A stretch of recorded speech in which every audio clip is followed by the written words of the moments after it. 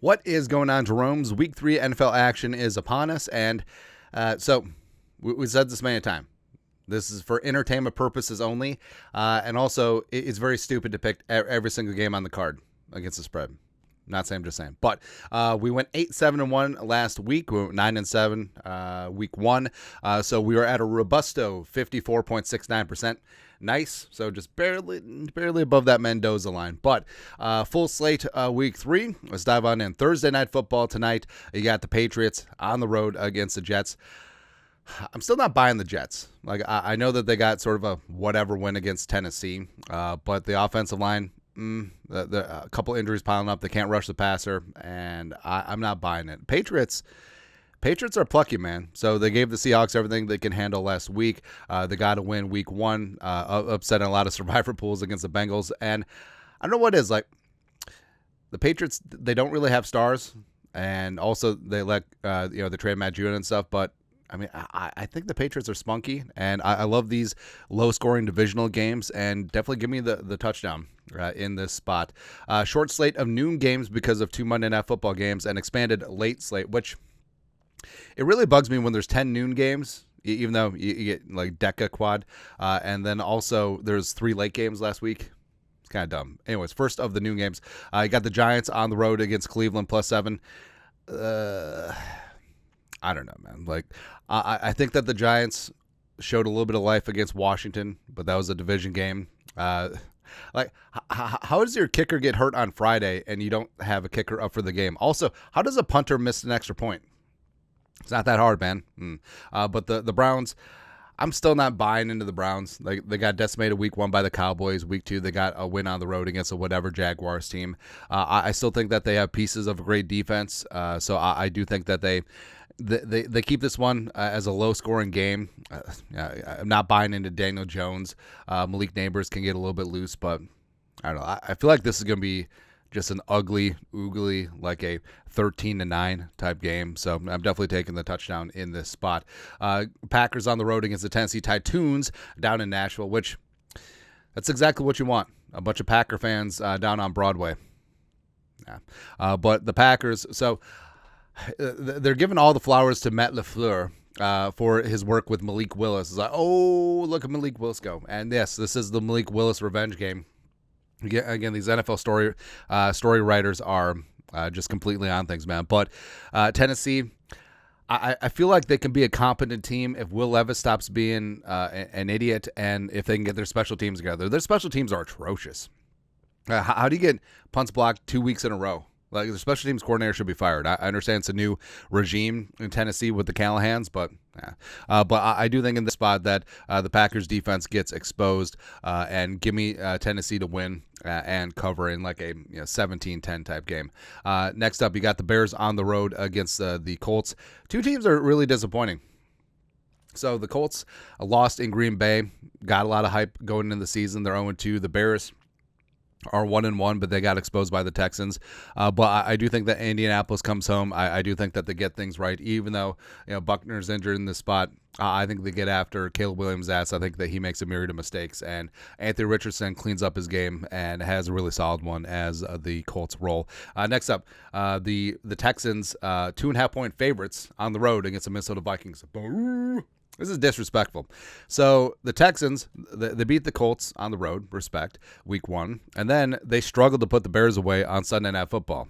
And then the Vikings get one of the biggest wins of the Kevin O'Connell era, taking care of San Francisco from soup to nuts. But obviously, I'm taking the Vikings, taking the money line, taking everything for entertainment purposes only. The Eagles getting 2.5 on the road against the Saints. So this is one of those trap games, right? So the Eagles were ass, thank you, on Monday night, and the Saints destroyed the Cowboys. And you would think that the general public would think that this should be like an 8-point spread, sure, but Vegas has it as 2.5 right now. I'm gobbling this up because even though I think that Philly rebounds, even though they're not going to have A.J. Brown, but the Saints, I think that Clint Kubiak and the Saints, they keep on rolling, but I do think it's a tighter game than people think. But the 2.5, is too good to pass up in this spot. Give me Saints 23, Eagles 20, something like that. Chargers on the road against the Steelers. Jim Harbaugh coming east again. So in this spot, Justin Fields has played serviceable football. The Steelers defense is obviously legit. The Chargers play tough-ass physical football. J.K. Dobbins back in the AFC North. I like the Chargers getting the points in this spot, and I think they win outright. Last of the noon games. So you got the Broncos. The Broncos and the Panthers are in a running gun battle for the worst team in the league, by far. Bo Nix is obviously fool's gold.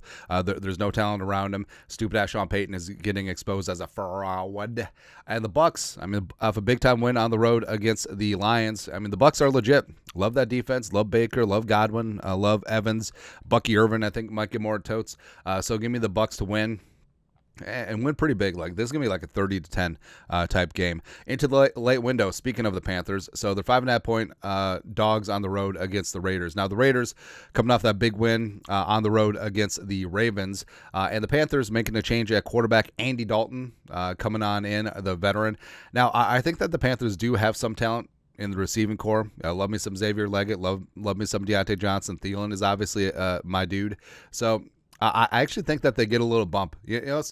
When coaches get fired in the interim, always just has a little bit of bump. I think that the Panthers do get a little bit better by having the veteran Andy Dalton under center. Is he going to reinvent the wheel? No. But is he going to distribute the football and not just be an absolute idiota like Bryce Young? Yes. And also, the Panthers' offensive line, it's not terrible.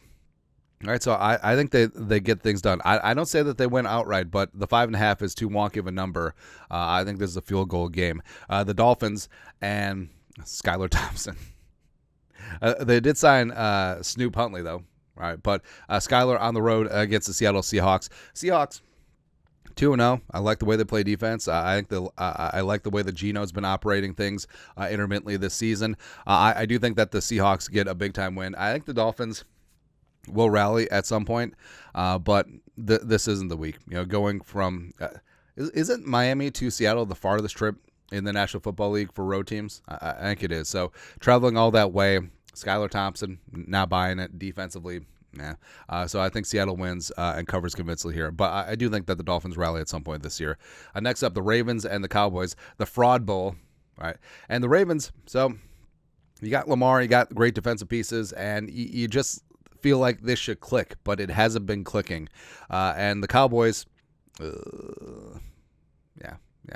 So I don't know what to make of this game. I really don't. I think Dallas just wins at home, but I think it's very hotly contested. And the Ravens starting at 0-3. That's shocking, man. Shocking. Next up, speaking of shocking, the amount of injuries that the Rams have. So Jonah Jackson, Avila, Cooper Kupp, Puka. It's ridiculous, man. But the Niners on the road, 7-point favorites over the Rams. I think the Niners get things right after that loss to the Vikings. And also, Niners Nation does travel very well. And obviously, the trip down the coast is pretty easy from San Francisco to L.A. Lots of Niners fans live in L.A. anyways. So I think SoFi is going to be very red. And it's going to be a home field advantage for San Francisco yet again. So I think they trounce the Rams. Like, this is going to be a kind of a bad, 31-3 type game. It's not going to be good. Next up, Detroit on the road against Arizona. Detroit 3-point favorites. The Birds, man. I think that Jared Goff got exposed. Also, they don't have a solid number 2 receiving option. Laporte has been whatever so far. Defensively, they can get exposed in the secondary. And I'm believing Arizona, man. So Kyler, McBride, Harrison Jr., Michael Wilson. Let's go. Let's go, man. Cardinals have been one of my darlings all year. Love me some Monty Ossenforth, the pride of University of Minnesota Morris as GM. Sunday Night Football. Oh, so the Cardinals cover and then they win outright. Boom. Sunday Night Football, you got the Chiefs on the road, 3-point favorites against Kirk Cousins and the Falcons. Basically, the Falcons, respect to Kurt, but, the Eagles just gave that game away on Monday night. That was rough. But the Chiefs, off of a controversial win at home against the Bengals, I think that they finally start to coagulate and really prove that, hey, We are the effing Chiefs. So I think that this is going to be a boat racing game. I think this is going to be a 27-13 type game. So give me the Chiefs fading the 3 points. 2 Monday night games for whatever reason. You got the Jaguars on the road against the Buffalo Bills. No one circles the wagon like the Bills. Now, respect. I mean, Josh Allen and the Bills, they've resuscitated this team. And sorry, that was not a DeMar inference. But a lot of people wrote the Bills off because of the changeover on defense and also changeover losing Diggs, losing Gabe Davis. But, I mean, Josh Allen's been a magic man. James Cook is coming into his own at running back. So, and Jaguars, I don't know. Like, you think that it would work with Lawrence and Doug. I love me some Brian Thomas Jr., but it's just not there, right? So I think the Bills win. I think they win convincingly in a like a 27-17 type game. Last of the Monday night games. So Washington on the road at Cincy for whatever reason. And the Commies are kind of spunky, right? It's going to take a little bit for Dan Quinn to get that defense in order, but offensively, it's Jaden Daniels versus the world. And they need better protection. Scary Terry needs some help on the outside, but they're kind of interesting. And the Bengals coming off that emotionally deflating loss to the Chiefs, dropping to 0-2. I mean, they're trying to stop from being 0-3. I think that the Bengals do win, but this is closer than you think. I think this is going to be like a 28-24 type game, but the Bengals win, but the Commies do cover in this spot. So that's it. That's at Week 3 NFL picks for entertainment purposes only. Let us know your thoughts, our thoughts, comment section below. Subscribe for daily Vikings takes. Want to support the work? Put a little something in the Venmo. But till next time, Skull Production Value.